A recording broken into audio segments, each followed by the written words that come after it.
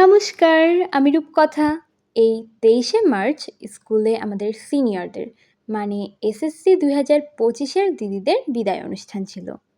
আর এই হলো আমাদের অনুষ্ঠান সূচি। আমি এই অনুষ্ঠানটারও উপস্থাপনার দায়িত্বে ছিলাম। আর শুধু উপস্থাপনাই নয়, এই অনুষ্ঠানটার গীতা পাঠের দায়িত্বেও আমিই ছিলাম।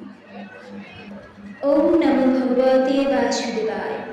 যদা যদা হি ধর্মস্য গ্লানির্ভবতি ভারত অভ্যুত্থানমধর্মস্য তদাত্মাनं সৃজাম্যহং পরিত্রাণায় সাধূনাং বিনাশায় চ দুষ্কৃতাং ধর্মসংস্থাপনার্থায় সম্ভবামি যুগে যুগে।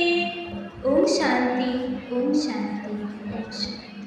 এরপর আমরা সবাই মিলে জাতীয় সঙ্গীত গাইলাম।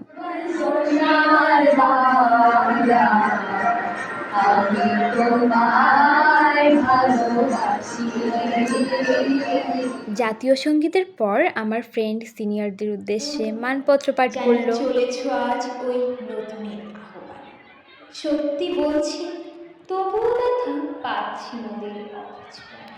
আমাদের এই ব্যথার কথা বলার সাজিয়ে নিয়ে বিদায়ী বোনদের উদ্দেশ্যে মানপত্র পাঠ করে শোনাবে ১০ম শ্রেণীর ছাত্রী মাহিষা ইফতেখার।